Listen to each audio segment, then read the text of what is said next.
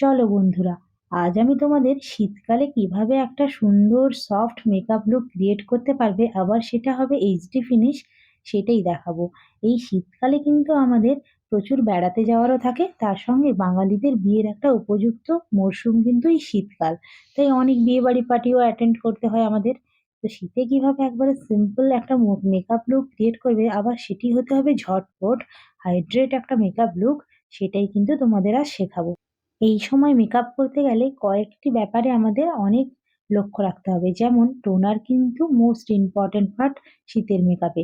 Toner আমাদের স্কিনকে hydrate রাখে অনেকক্ষণ পর্যন্ত। তাই স্কিন যদি একবারে ম্যাট ফিনিশ হয়ে যায়, একবারে ড্রাই হয়ে যায়, তখন কিন্তু মেকআপটা ফাটা ফাটা দেখতে লাগবে। টোনার অবশ্যই তোমরা অ্যাপ্লাই করবে বেশি পরিমাণে।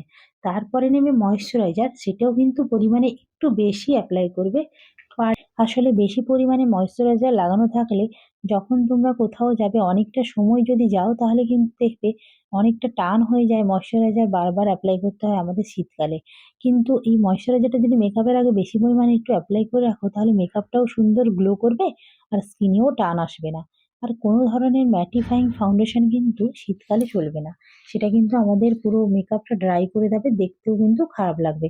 হালকা কোনো পাতলা বেসের ফাউন্ডেশন নিও। আমি আজ একটা টিন্টেড ক্রিম নিয়ে মোটামুটি করলাম। কিন্তু তোমরা যদি যে কোনো ফাউন্ডেশন নিতে চাও, সেটা একটু এইচডি বেস যেন হয়, যেন একটু পাতলা হয়, দেখে নেবে। কোনো ডিপ গাঢ় ফাউন্ডেশন চলবে না শীতকালে। আর কনসিলার তোমরা ইউজ করবে তখনই যাদের ডার্ক সার্কেল রয়েছে বা কোনো স্কিনে দাগ রয়েছে। তো ডার্ক সার্কেল না থাকলে কনসিলার নাও ইউজ করতে পারো, সেটা স্কিপ করতেই পারো। কিন্তু আমি হালকা কনসিলার লাগিয়ে নিয়েছি।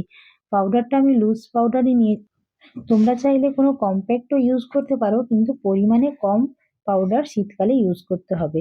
বেশি পাউডার কিন্তু আমাদের মেকআপকে ম্যাটিফাইং করে দেবে, আর সঙ্গে সঙ্গে মেকআপটা কেকি হয়ে যাবে।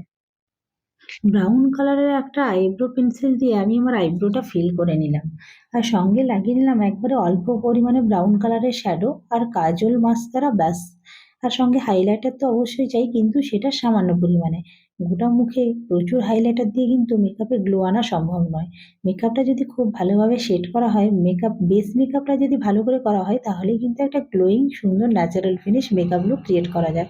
তোমরা আজকে বলো যে কেমন হয়েছে আমার এই মেকআপ লুকটা। একবারে সিম্পল একটা মেকআপ লুক। আর তোমরা এখান থেকে কিছু শিখতে পারলে কিনা কমেন্টে অবশ্যই জানাবে। কোনো কিছুর যদি প্রোডাক্ট ডিটেলস চাই, তাহলে আমাকে অবশ্যই কমেন্ট সেকশনে এসে কমেন্ট করো। আমি প্রতিটা প্রোডাক্ট ডিটেলস দিয়ে দেব। আমার মেকআপ লুকটা যদি ভালো লেগে থাকে, তাহলে আমার চ্যানেলটা সাবস্ক্রাইব করে পাশে থাকা বেল আইকনটা প্রেস করে রাখো। এটা